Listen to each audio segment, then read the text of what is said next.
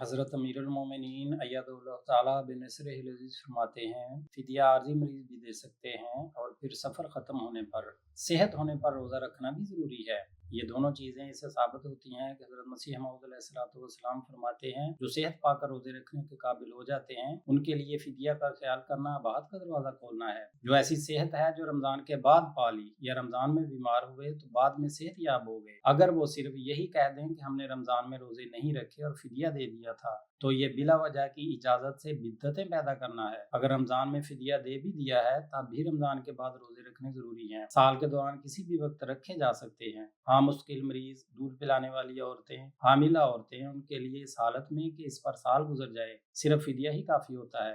लेकिन साथ रमज़ान में इबादतों और ज़िक्र इलाही और दूसरी नेकियों को जारी रखना ज़रूरी है।